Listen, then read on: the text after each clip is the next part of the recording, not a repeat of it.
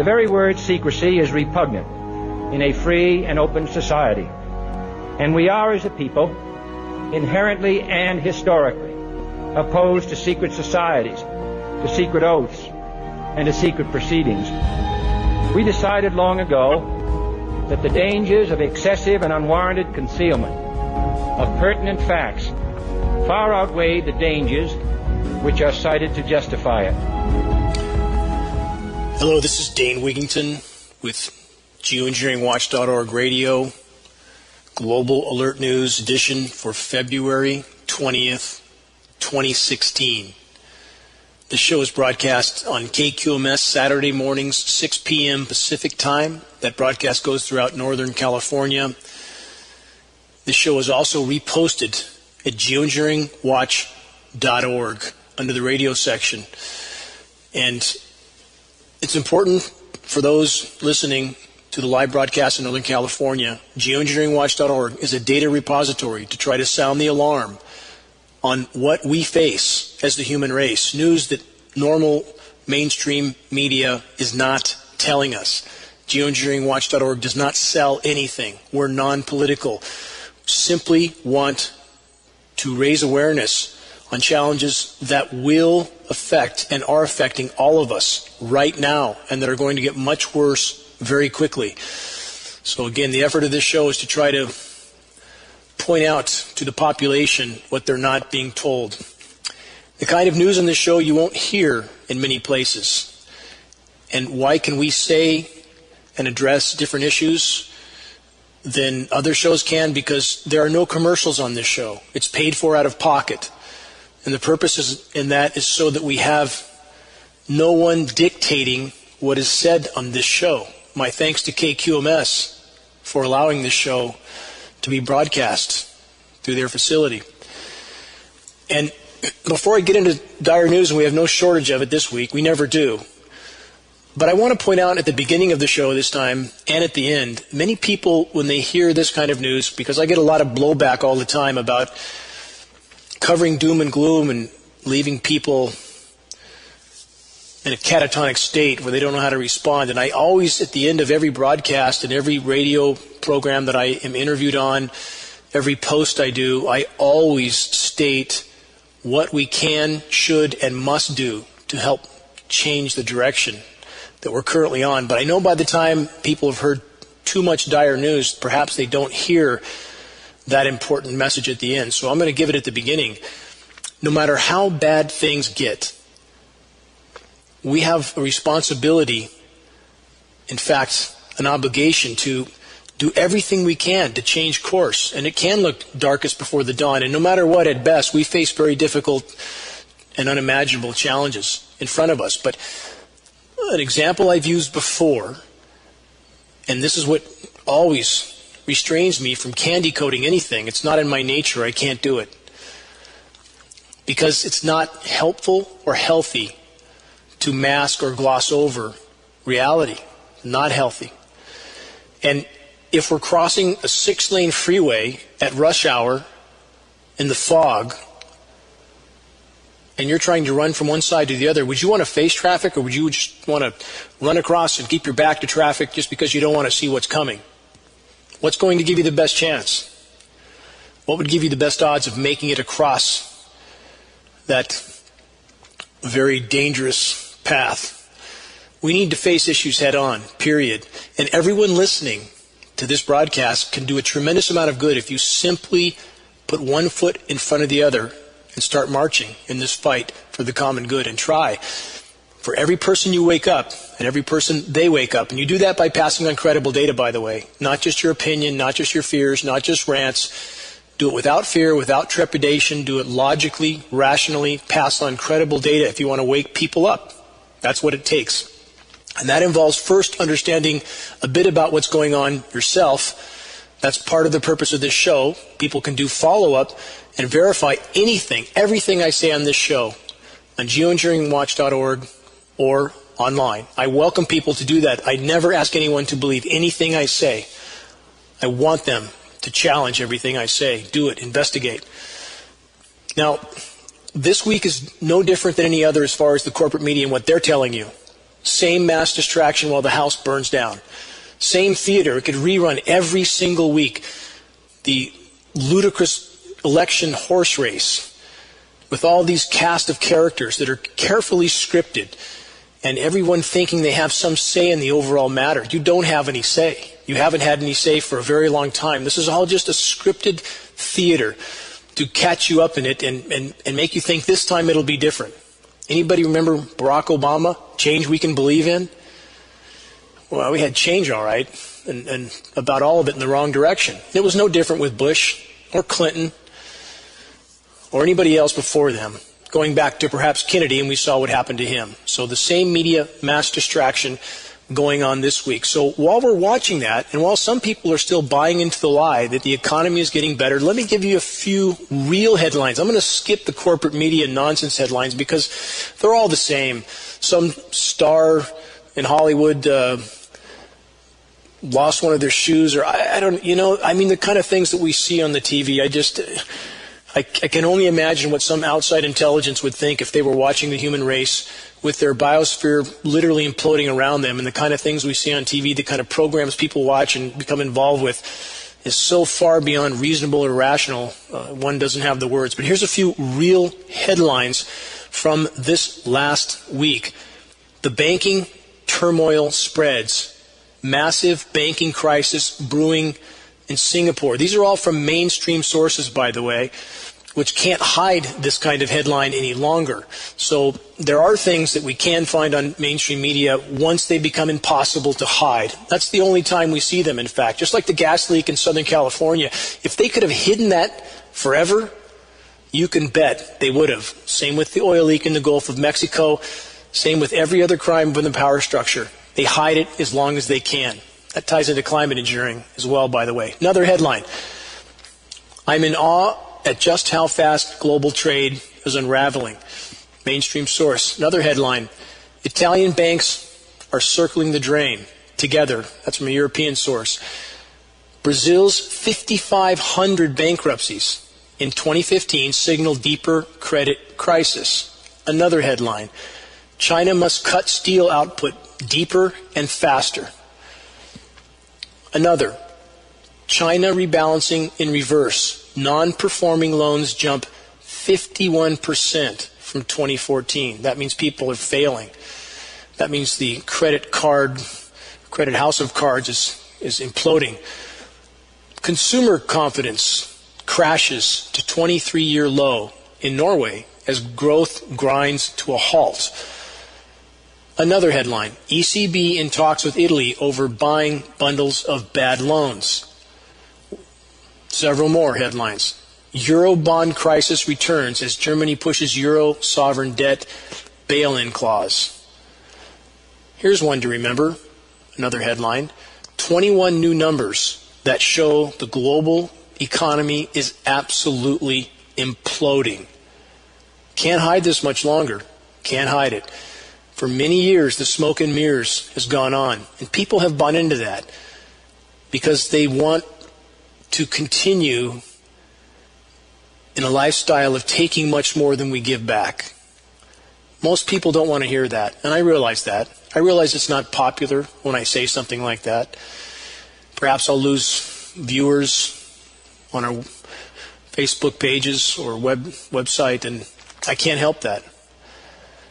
I simply have to say it how it is in the current paradigm of modern industrialized society, taking much, much, much more than they give back to the planet which supports our life. It's not going to continue, period. The sooner we realize that, the sooner we change directions, the more we may have left to salvage. Isn't that better than wishing for the party to go on a few more months at the cost of destroying everything and having nothing left to salvage? It's a bit like having a few ears of corn. Do you eat every single grain of corn at one sitting, or do you save some to plant so that you might have more? Which makes more sense? So we're faced with an imploding economic situation that, again, will be hard to hide for much longer.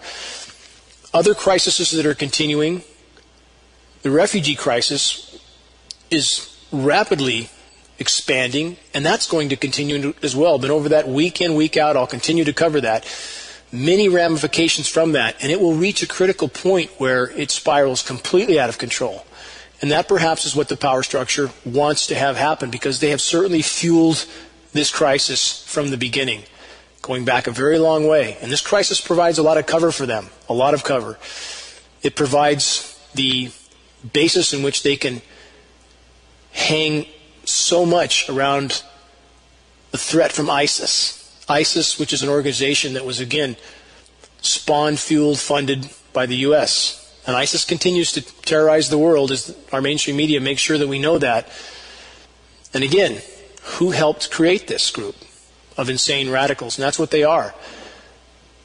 Short summaries on these weekly global issues that people need to keep in mind, because I have other major points to cover in a moment here. And NATO ally Turkey making it clear that they will attack anyone who attacks ISIS. A NATO ally defending the terrorist group that Western powers tell us we need to fear. And let's think about this again. I bring this up a lot because this really requires some rational examination. We have a group of radicals that drives around in fleets of Toyota pickup trucks that came from the Pentagon, by the way. Explain that one. No Air Force, no Navy, no major military hardware per se. How can they wreak such havoc unless they're allowed to do so? How can we possibly believe that all these major militaries working together can't immediately exterminate this threat? This is absolutely ridiculous. And I think people in our military, certainly they know this. They know that they're being held back, just like they were held back in Vietnam. How many times do we hear that from Vietnam? They weren't allowed to win. We shouldn't have been in Vietnam to begin with. Absolutely shouldn't have been there. The Gulf of Tonkin is a false flag. Historical fact. Look it up. Vietnam, in which 60,000 of our sons and daughters died needlessly in what amounts to simply tyranny. Tyranny from our own government at the top. And we never hear about the brutal events in countries where there are no current U.S. or Western power strategic interests, like Bahrain. Does anybody even know where Bahrain is? How many people are even familiar with that country and what's going on there? Total tyranny. Absolute total tyranny. But the U.S. Navy has a base there. And that government is cooperating with that base. So we don't hear about what that government does to its people. Completely oppressing their people, just like Saudi Arabia. Just like Saudi Arabia, who we never hear anything about. Saudi Arabia, who's bombing hospitals in Yemen right now. And Yemen, in which 2 journalists were just killed. I'll get to that momentarily as well. So again, in summary, all the U.S. population hears about is what those in power want them to hear about.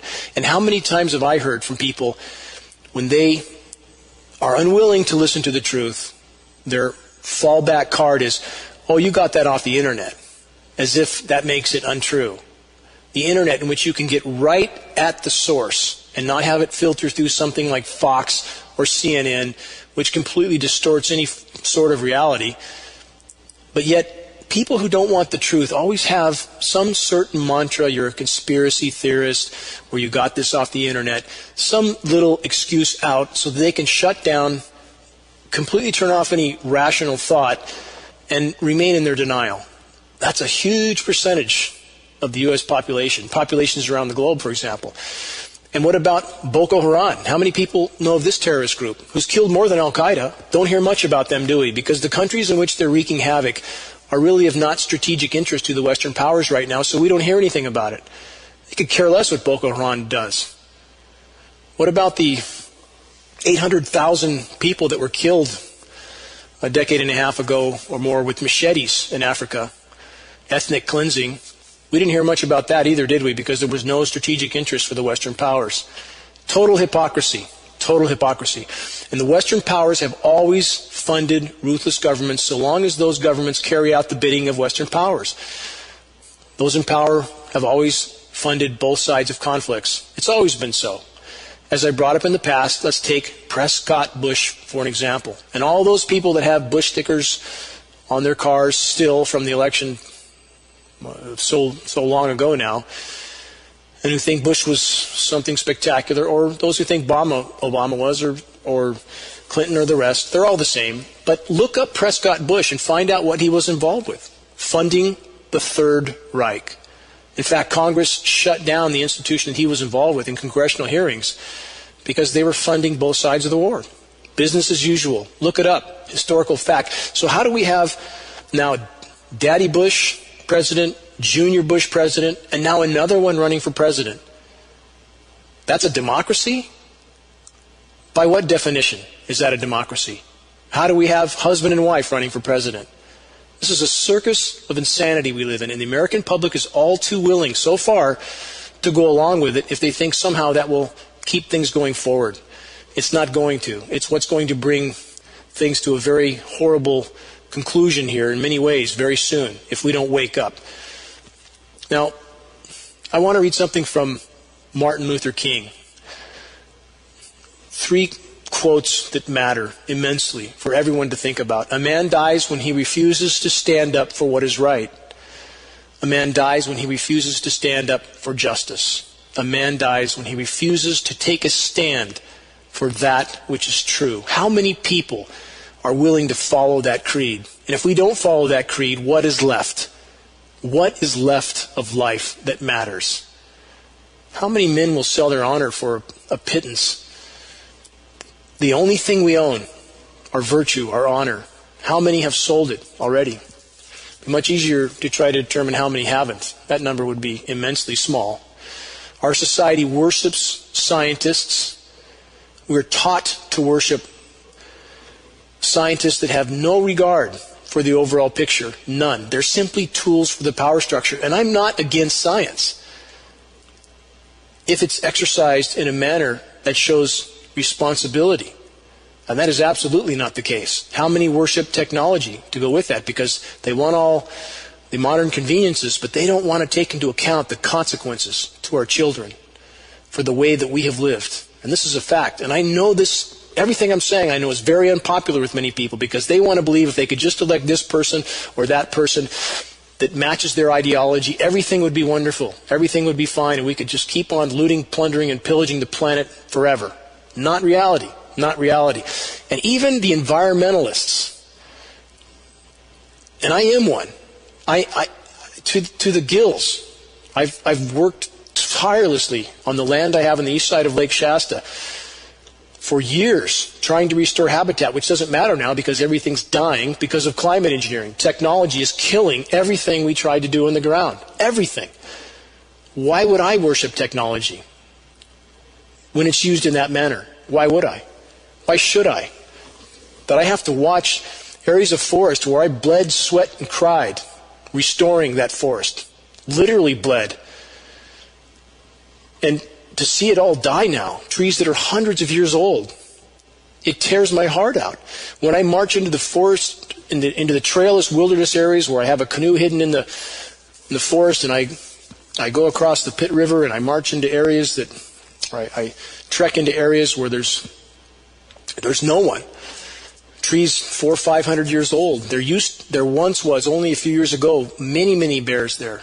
So many that when I slept in those areas, I would have to surround where I sleep with dead branches so that I could hear anything if it's coming too close and be able to do something about it to frighten them off. The last time I had a bear very close at about 2 in the morning, he was so hungry and perhaps so out of character that even firing several rounds at close range did not scare him away. He eventually went away. I would never shoot a bear in that circumstance unless I had absolutely no choice, and I did not have to fire any shots at this bear, but he was clearly behaving in a very unorthodox manner. And I've slept in the forest a lot alone. So I've watched all this change happen. It's profound. And this is what technology is doing. The technology that is behind climate engineering, solar radiation management, which is the epitome, the absolute epitome of human arrogance and insanity, to think that our scientists and the technology that is so run amok that we can actually engineer the climate, engineer Earth's life support systems, engineer our food, cross-gene mutation in our food intentionally. So this is where technology has led us so far. And back to the environmentalists who claim to be fighting the greatest battle of all, climate change, our disintegrating climate, and yet completely omitting the single greatest climate disrupting factor of all. Not the only factor. We have absolutely decimated our planet. Those who deny that are simply hiding from reality. But when we have environmental groups showing environmental films like Naomi Klein's new film that will not even bring up climate engineering. We have a lot of people in Northern California whom I know that are doing exactly that, having presentations on climate change and never even mentioning climate engineering. Total hypocrisy. Total hypocrisy. In fact, I've found people in the environmental movement to be the hardest to reach of all with the most important issue of all because they really don't want the truth. They want to feel like they're doing something for the greater good, but they don't really want to be bothered with the most important, most dire issue. They don't want to be, and they all want to convince each other that they don't need to be. I hope that changes. I want to, another subject from a man that I've recently contacted or connected with named Caesar Behlul in Australia. And this is where the work, this kind of work for the common good, I'm so grateful, has led me to so many people who care so much for the greater good. And it was a great honor to connect with Caesar Behlul. I hope I'm not mispronouncing his last name. Incredible individual, did some incredible videos about the order followers. Let's think about that term, the order followers, because that's how things get as bad as they are. Those who follow orders thoughtlessly, without conscience, that's why things are so bad. And Caesar did an outstanding job on 2 videos that you can watch on GeoEngineeringWatch.org. Short videos, but very profound and very to the point. Exposing the true core of the problem. There's always insane people who crave power at the top. But without order followers, they could never carry out the incredibly destructive things that they do. They couldn't do it. We need to consider that. Are you an order follower? Whoever's listening, whether you're in law enforcement, military, agencies, are you an order follower? I've repeated this in the past, or I've stated this. I was recently in a forest in Northern California on the east side of Lake Shasta with congressional reps. Congressional reps were Congressman Doug LaMalfa, by the way. I'll name names. With scientists from the U.S. Department of Agriculture, whom I know very well, have been in the field with many times, have worked with very closely for a number of years, with congressional reps and USDA soil scientists and biologists as well, looking at a hillside full of stone-dead trees, and I asked them, do you see forest decline? And they looked at the congressional reps, looked at each other and said, no. What do you do with that? I shook my head and walked away. What do you do when black is white, up is down, day is night? And the order followers don't challenge that. Did the congressional reps dispute that, even looking at the dead trees themselves? No, because they're order followers as well. Did Congressman Doug LaMalfa, when I, at one weekly town hall meeting, confronted him with the fact that massive amounts of heavy metal are falling on us, and his office has done nothing, he said, give me a source of that that's credible, and I'll do something. The very next week, this is on film. You can look up GeoEngineeringWatch.org confronting a congressman. You can see this 4-minute film. I handed to Congressman Doug LaMalfa testing data from California EPA. The very next week, you can see it on film. What did he and his office do? They said, we don't recognize this as credible data. Where do you go with that? What do they recognize as credible data? This is what we have, order followers. Again, our system is full of such people. And unless the rest of us hold those people accountable, none of us are going to be around long. That's a mathematical fact. Think about that. Let's look at the aluminum and the water that I brought up to LaMalfa. What has happened since that time? Here's a headline from February 18th from the Northern California primary newspaper, the Record Searchlight. The winter run of salmon that were put in the Sacramento River last fall, 97% of those salmon died before they reached the very next town downriver. 97% before they even got to the next town. Obviously, none of them made it to the ocean. Obviously. Now, they blame this on warm water, and warm water is a problem. Absolutely, it's a problem. The planet's in total meltdown. But there's other problems that are not being acknowledged.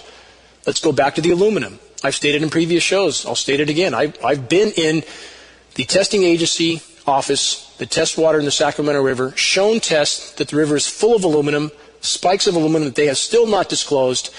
I have emails in my possession from one of the California state biologists who is testing on the Sacramento River smelt, another huge environmental issue with the fish that's endangered. I have his emails confirming that those fish have aluminum on their gills. I have not heard from this biologist for some time because he said he was being hammered for trying to bring this data out. More order followers, yes? More order followers above him, trying to beat down this man who is trying to tell the truth. Another fish and game biologist from Reading, whom I know personally, is now retired because she couldn't take it anymore, being beat down because if she tried to bring up geoengineering or the aluminum that was showing up everywhere, she was beaten down. So everybody just toes the line, the order followers, while the ship goes to the bottom. And that's exactly where it's going. Thankfully, I retained these emails from the state biologist that our attorneys may put to use soon as the filings in Canada and the U.S. proceed. Canada likely very soon, U.S. not far behind. It takes a great deal of time to put this together. It's taken longer than we had hoped, but it's coming. Now, in regard to what else is in the rain, and again, aluminum is in the rain, period. We have about 5 dozen lab tests in Northern California alone to prove that. There's no speculation. It's not theory. It's not conjecture. It's fact. It's absolute fact. We have the testing data to prove it. It's not just aluminum, though. It's barium, strontium, manganese. They just shut down drinking fountains in Ashland, Oregon, because the water's full of barium. They don't know why. Why don't they know why? Because no one will acknowledge the elephant in the room, just like Congressman Lamalfa would not acknowledge the elephant in the room, or the testing data, or the aluminum tests off the side of Mount Shasta, snow off the side of what is claimed to be a pristine water source, snow with 61,000 parts per billion of aluminum in the snow, highly toxic snow. And that material is not coming from the strata below. It's on the snow on top. It has to come from the sky. It's in the precipitation. That's why we've always relied on precipitation tests, because they can't be argued. Now let's add something else to the mix. Mercury. New article released from Scientific American. Headline. Here's the headline. Mercury splatters the central U.S. Continuing from this report, rainfall in the Rocky Mountains shows a surprisingly high amount of mercury, worrying scientists about what's to come. The only time you hear a story like this is when they can't hide it any longer. So now let's combine these two metals, aluminum and mercury. We know aluminum's in the rain. We now know mercury's in the rain. A lot of sources of mercury that we know of. We know it's coming from the coal-fired power plants, which is what those in power and agencies want to blame everything on. But is that reality? It's not reality. Because in the case of aluminum, we know it's not migrating from China on the West Coast, because California Air Resources Board has proven that with their studies. Mercury can, but aluminum can't. So where's the aluminum coming from that surfaced in such massive quantities in the last 10 plus years? Where's that coming from? It matches climate engineering patents exactly. The amount of sun being blocked from whatever's coming out of these aircraft is immense. We know that. I know that. I'm off-grid. That's my background. I can lose 60, 70, 80% of my solar power on certain days from whatever these aircraft are emitting. And if you think that's from condensation, you're living in an alternate reality. It's not. So now we have aluminum being sprayed in our skies. And in fact, coal fly ash, a waste product, we think, because the chemical signature is close to what the testing shows, may be a base material that's being sprayed on us. Why would that be so advantageous for those in power? One, because they have a great deal of it. They have great quantities of this material, so it would be available for them to spray on such a massive scale. And two, it gives them plausible deniability. They can claim it's all coming from the coal plants, not the aircraft we see spraying above our heads, but from the coal plants. So it gives them plausible deniability. So now we have, bottom line, New Scientific American article, confirming that we not only have aluminum coming down on us, we have mercury, and it's showing up everywhere, by the way. So what happens when you combine those two metals, aluminum and mercury? Synergistic toxicity occurs. Those two metals, there's a peer-reviewed study to confirm that when those two metals are combined, toxicity can increase as much as 10,000%. That's 100 times more. That's what's raining down on you. That's what we're all breathing. If you don't believe it, you will as your health deteriorates. Let's move on to some more issues. About the warmer water I talked about in the Sacramento River. Where's El Nino? We have the warmest El Nino conditions ever. Where is El Nino that was predicted for us? As I stated before the El Nino progressed, almost a year ago, I stated El Nino was forming. They couldn't suppress it anymore, but that didn't mean that they couldn't keep the rain shut off. I stated it on the record. It's on geoengineeringwatch.org. I just reposted that article as a link in another article.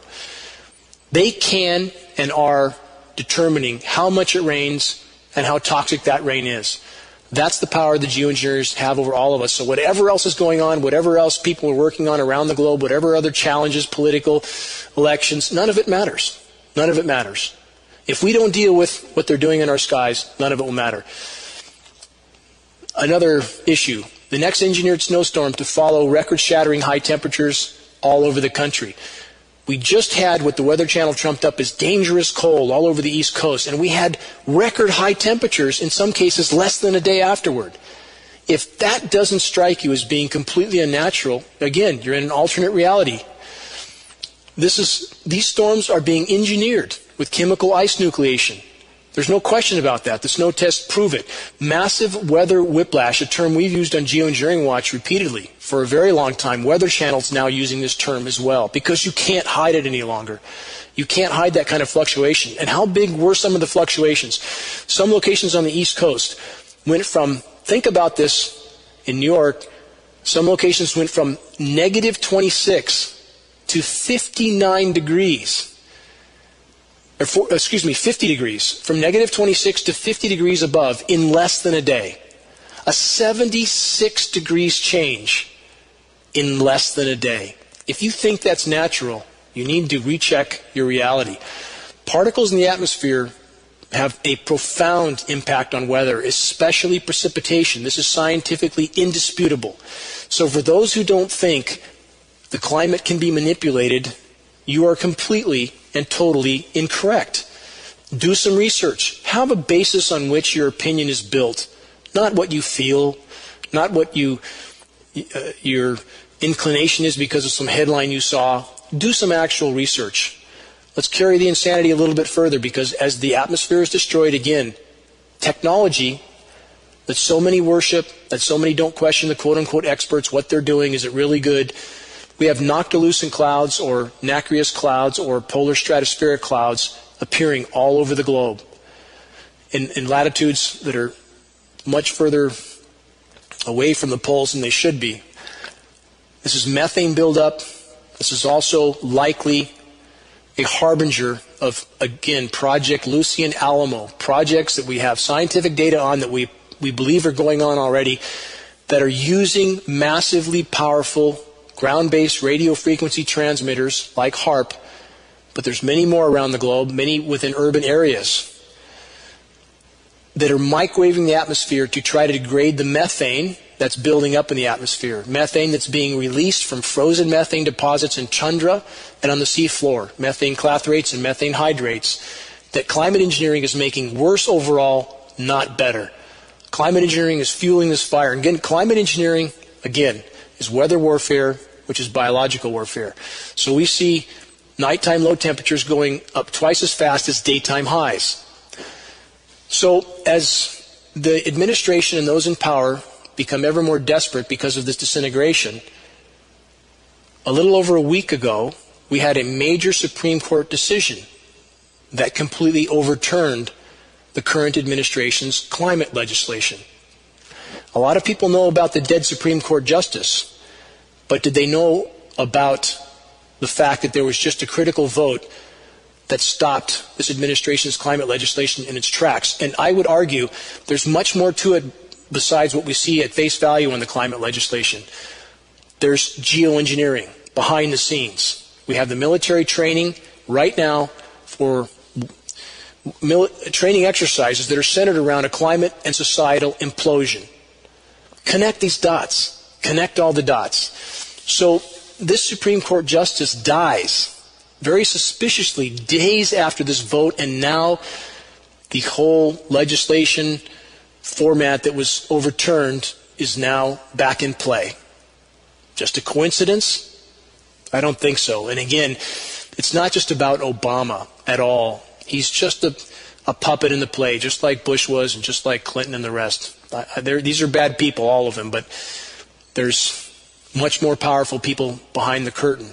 So in trying to get this out, back to our weather, our atmosphere, the El Nino that's not bringing the rain to Northern California in spite of all the predictions, and even predictions by our local meteorologists, I just want to finish this off. As I've gone over the last two shows, I've, for a third time, sent a formal invitation to KRCR, Chief Meteorologist Mike Kruger, and also the news anchor Mike Mangus, to please address the public's concerns in a town hall forum. Sent them a number of data sets, also again in the last week, cloud formations that are inarguably completely unnatural, congressional documents, military documents owning the weather. It doesn't matter what I send, they don't respond to anything, because that's what they're paid to do, not respond. So on that note, I want to point out an experiment called the Milgram experiment. We've gone over Stockholm Syndrome in the past. Let's look at the Milgram experiment. What makes people do what they do? What makes the order followers so conforming, regardless of the consequences? The Milgram experiment explains. I'll read. This is directly from Wikipedia. The Milgram experiment on obedience to authority figures was a series of social psychological experiments conducted by Yale University psychologist Stanley Milgram. They measured the willingness of study participants, mostly young male students from Yale, to obey an authority figure who instructed them to perform acts conflicting with their personal conscience. The experiment found, unexpectedly, that a very high proportion of people were prepared to obey, albeit unwillingly, even if their cooperation caused serious injury and distress to others. Milgram first described his research in 1963 in an article published in the Journal of Abnormal and Social Psychology.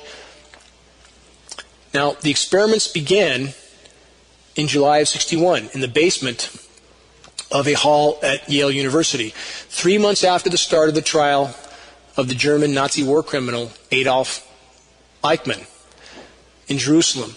Milgram devised his psychological study to answer the popular question at that particular time. Could it be that Eichmann and his million accomplices in the Holocaust were just following orders? The order followers, right? How do terrible things happen? Because people simply follow orders. I remember when I first really learned about the Holocaust, I wondered, how could that possibly happen? How could so many people be so willfully blind? I know now. I absolutely know. After 12 years in this battle and trying to share, having film footage of what's happening in our skies, lab tests, it doesn't matter. Congressional documents, Senate documents, patents, it doesn't matter. Those who don't want to know the truth will not accept it, period. Thus we have the experiment in question. Those who follow orders, even if it harms others. The experiments have been repeated many times in the following years with consistent results, even in differing societies. It's very profound that people will ignore their sense of conscience and follow orders. That's why we are in such a dark place. Now, to point this out, to give an example of this, I want to cover a report on the fracking industry. This is a report by Claire Burnish. Very recent report from February 16th. This is important not just because of the dangers from the fracking itself, but it's a massive example of the order following and how insane it is and how it will lead to our short-term extinction on this planet. The report starts, though the fracking industry proponents scoff at any intimidation their so-called vital industry possesses, even scant risks to the public, A new study published in Toxicology and Applied Pharmacology just proved those critics right. Fracking wastewater causes cancer. I'll repeat that. Fracking wastewater causes cancer. After conducting further tests on live mammalian subjects, researchers found 5 of 6 mice injected with cells from fracking water treatments developed tumors as early as 3 months after the injection, including a tumor in one mouse that grew to over 1 centimeter in size in just 5 months. A control group did not develop any tumors for the 6-month study period. According to the study performed by scientists from the Department of Environmental Medicine, results indicate fracking flowback water causes cancer. That's a pretty straightforward statement, isn't it? Fracking flowback water causes cancer. Why wouldn't it? Implications of the report's findings would be difficult to overstate. In other words, it is extremely dire. You can't state how dire it is. How fracking wastewater is generated, stored, and treated, and how often spills, leaks, and even wastewater injection processes itself can lead to contamination of the potable water supply. That's the epitome of order-following insanity. Let's just inject it into the ground and try to hide it, even if it contaminates groundwater forever. Order followers, human insanity. A concise but thorough explanation of the fracking process can be found in the introduction to the report, Malignant Human Cell Transformation of Marcellus Shale Gas Drilling Flowback Water, which states, natural gas is believed to possibly be a bridge to transitioning from coal dependence. Currently, natural gas fuels nearly 40% of the U.S. electricity generation, and the Marcellus Shale Formation in the Appalachian Basin is on the forefront of gas shale drilling for natural gas production in the United States. Mining natural gas is not new, but the volume has soared in recent years because of the new technology, new technique, worshiping technology, right? The experts, what are they really doing for us? Of high-volume horizontal hydraulic fracturing. The concern surrounding the environmental, public health, and social impacts of this method has increased accordingly. HVHF, that's the hydraulic fracturing technology, is an advanced technology that injects water, sand, and other ingredients.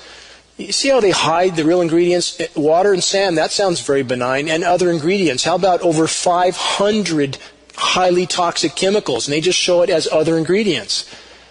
That's the world we live in. Order followers who get away with not telling any truth with something that dire.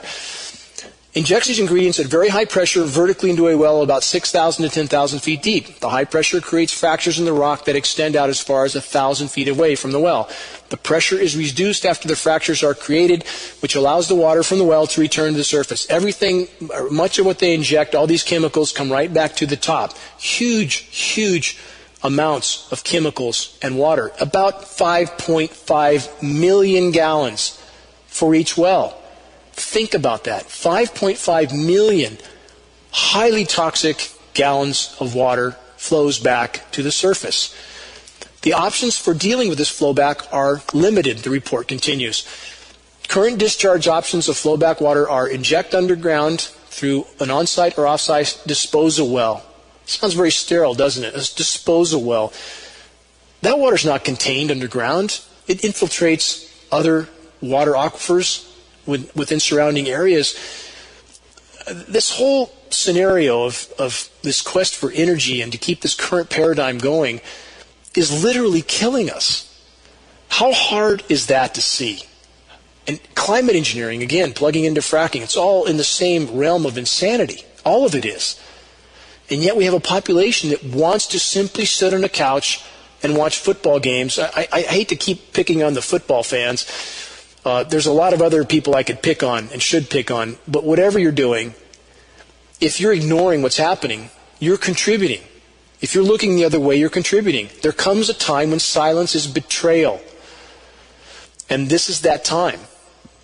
So if we're not concerned about this, the report continues, the metal pollution is a serious problem as they are taken up readily in the digestive tract and exhibit harmful effects on many tissues. Barium and strontium are abundant in the Marcellus Shale Formation, so it's in the blowback water, 5.5 million gallons per well, and are easily dissolved and transported in wastewater after gas drilling activity.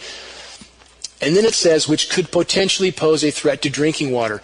Now, if we know these elements are toxic, why would we say they could potentially pose a threat? That's like saying if you jump in front of a semi going 70 miles an hour, you could potentially get hurt. How ridiculous are these statements? And people accept this. And it takes a scientist to tell us that? Really? That's what we're paying the quote-unquote experts for?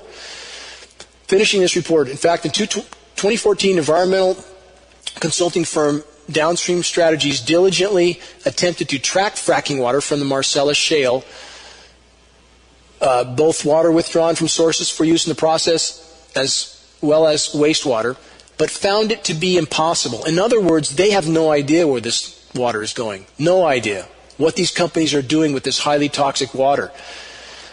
The bottom line is this: why would we be surprised? Why would we be surprised that this is business as usual on every front? And the largest scale example we have of this is climate engineering.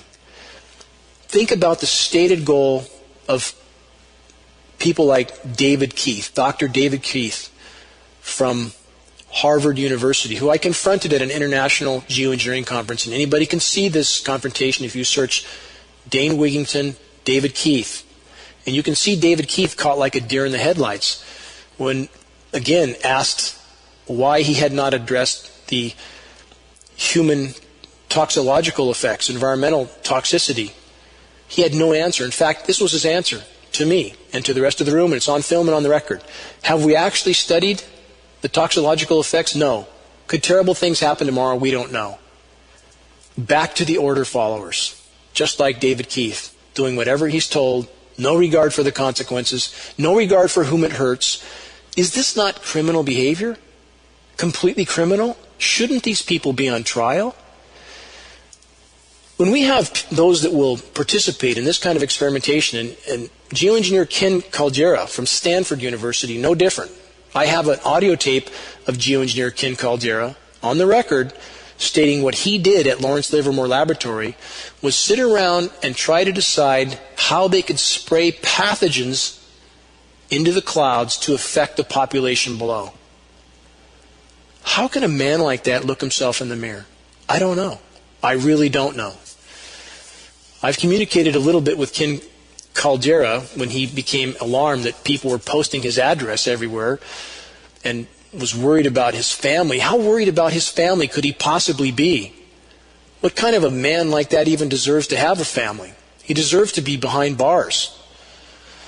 Or perhaps after a trial, maybe something worse. These are the kind of people that are carrying out these atrocities. These are the, quote, experts. These are the scientists. These are the order followers that our society is worshiping. And they worship the technology that these kinds of people come up with. And a society that worships these kinds of people and this kind of technology won't be around long. That's exactly where we're heading. We won't be around long on this trajectory unless we focus on what we should focus on. So the fracking, which has been touted as some societal saving endeavor, is actually killing us, literally, irreparably. You can't fix this groundwater once it's contaminated in any time frame that matters. This won't rectify itself for millions of years, at best. The depleted uranium ammunition that our own army is using against our own troops. Again, when you criticize the government, people assume you're criticizing our troops. I had my photographs taken, as I've stated before, when I passed out 200 commercial copies of a film called Hidden Wars of Desert Storm, which I would encourage anybody, everybody to watch. Award-winning international film that documented how our own troops were contaminated by our own military, the Pentagon, with highly radioactive ammunition. And I was photographed from every angle, from undercover police, the night before the second Iraq war started, when I was handing these tapes out, as if I was some kind of a terrorist or a criminal. This is the kind of order followers that we live with. Same theme, order followers. Right and wrong is not a part of their equation at all, because that's how our society has been trained. Just do what you're told. What kind of society is that to live in? It's a society that is doomed to die. Period. Doomed to die. That's the course we're on. The sooner we realize it, the better. And let's give one more example of this. Just one more example.